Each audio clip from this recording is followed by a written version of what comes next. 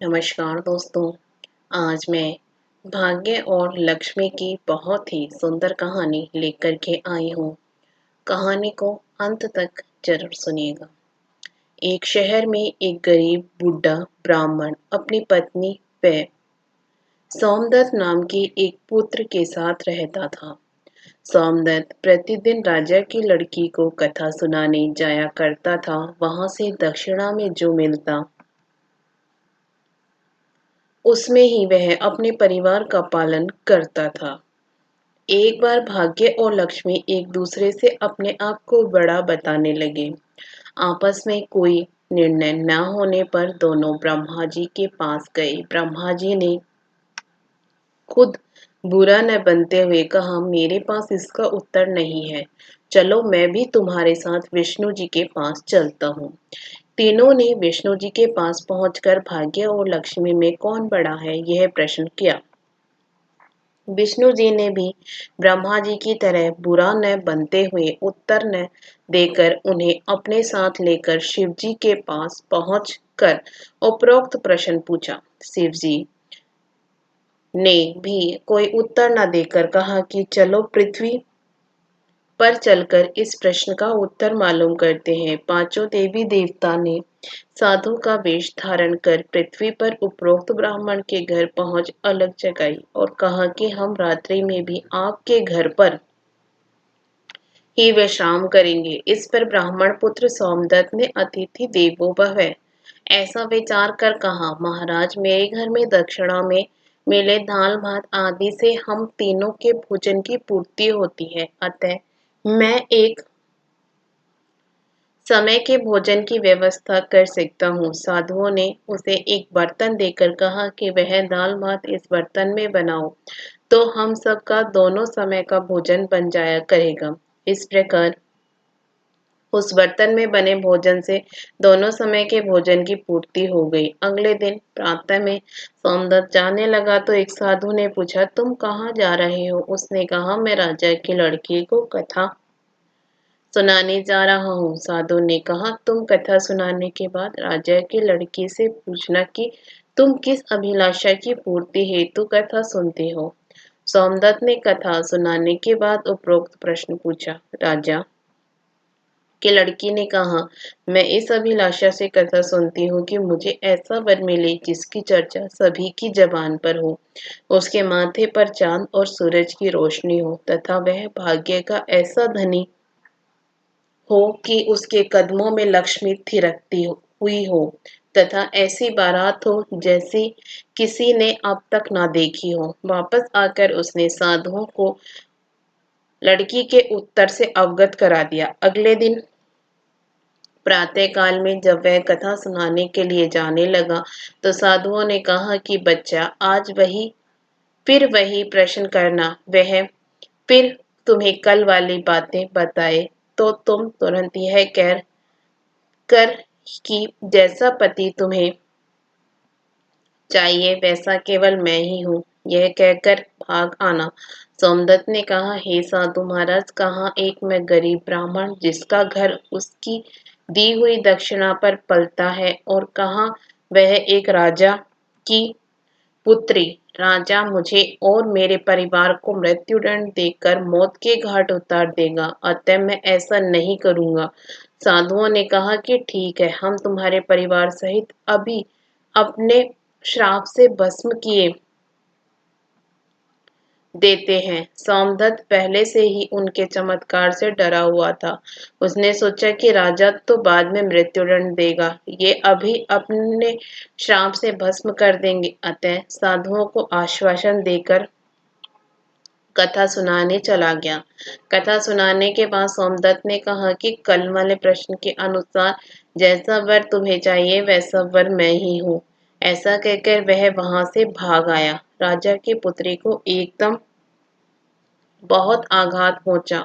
उसने दासी के द्वारा अपने पिताजी को बुलाकर सब बात बताई। राजा ने आश्वासन दिया कि उस उदंड ब्राह्मण को इसकी सजा मिलेगी। राजा ने तुरंत अपने मंत्रियों से विचार विमर्श किया। एक वरिष्ठ मंत्री ने कहा कि उसने अपराध तो तो फांसी दिए जाने वाला किया है, परंतु वह एक ब्राह्मण है, उसे फांसी देने पर एक ब्रह्म हत्या का पाप लगेगा। कुछ ऐसा किया जाए कि वह दंडित भी हो और ब्रह्म हत्या का पाप भी ना लगे।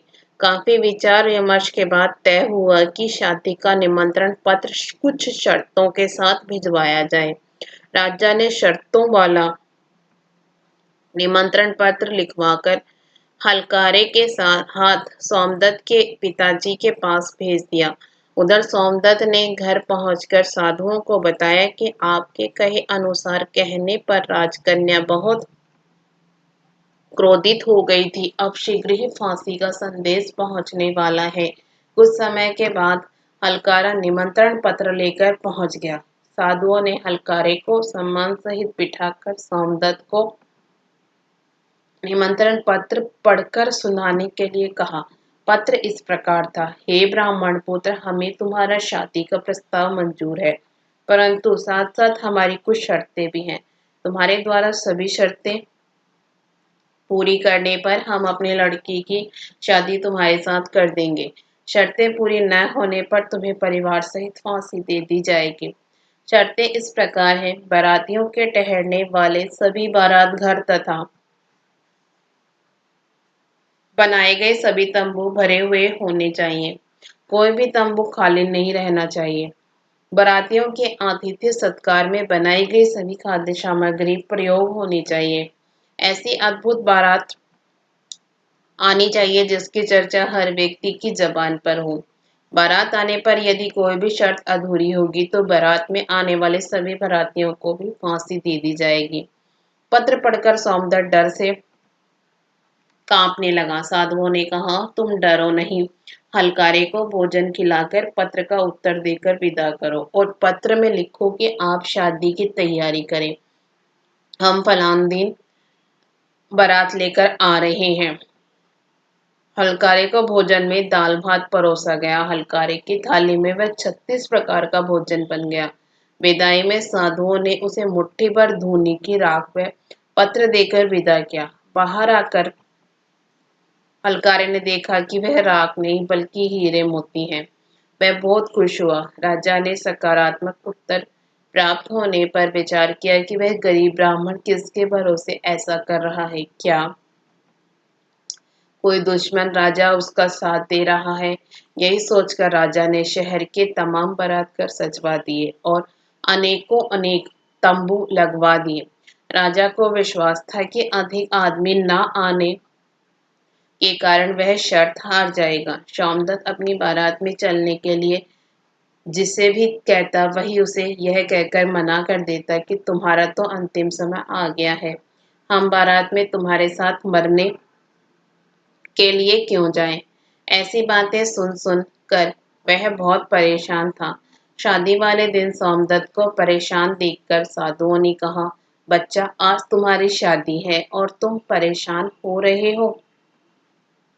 तैयार होकर हमारे साथ चलो। तुम किस बात की चिंता मत करो, हम तुम्हारे साथ हैं। सोमदत्त ने भाग्य में जो लिखा है वही होगा, यही सोचकर तैयार होकर साधुओं के साथ चल दिया।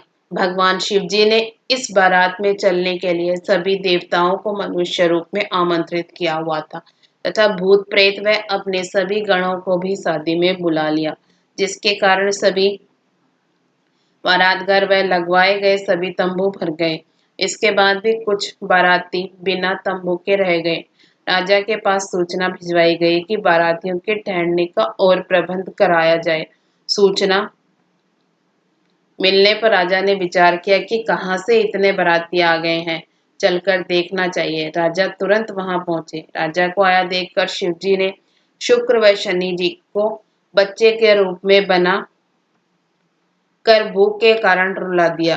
राजा ने दो बच्चों को रोते देखकर पूछा कि यह बच्चे क्यों रो रहे हैं। साधु बने शिवजी ने कहा, इन्हें भूख लगी है। राजा ने उन बच्चों को खाना खिलाने के लिए भेज दिया। कुछ समय के बाद राजा के कर्मचारियों ने आकर बताया कि महाराज, वे दोनों बच्चे तो सारा का सारा भोजन खा गए हैं और फिर भी भूख भूख चिल्ला रहे हैं।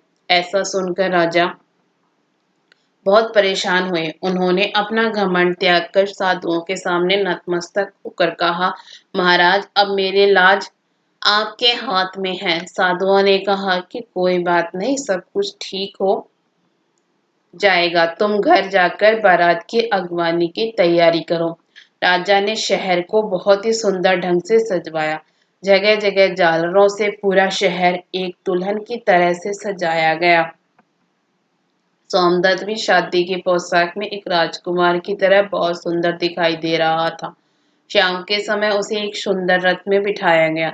रथ के आगे अनेक प्रकार के बैंड बाजे, नफीरी वाले ढोल, नगाड़े वाले मधुर तान में घूमते हुए चल रहे थे। दूल्हे के मस्तक पर सेहरे को चांद और सूरज से सजाया गया।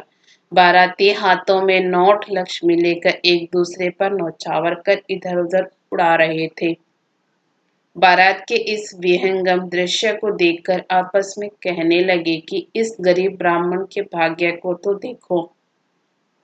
इसके मस्तक के सेहरे में चांद सूरज और चारों तरफ से इस प्रकार धन लक्ष्मी उड़ाया जा रहा है मानो किसी बहुत बड़े राजा की बारात निकल रही है। ऐसी बारात हमने अपने जीवन में कभी नहीं देखी और न आगे देखने की उम्मीद है। यह भाग्य का बहुत ही धनी है। इस प्रकार की बातों को सुनकर ब्रह्मा जी, विष्णु जी और शिव जी ने भाग्य व लक्ष्मी जी से कहा कि देखो, तुम्हारे प्रश्न का उत्तर पब्लिक दे रही है। अतः मनुष्यों को फल की इच्छा न करते हुए कर्म करते रहना चाहिए। मनुष्य को समय से पहले और भाग्य से अधिक कुछ नहीं मिलता। जय महालक्ष्मी।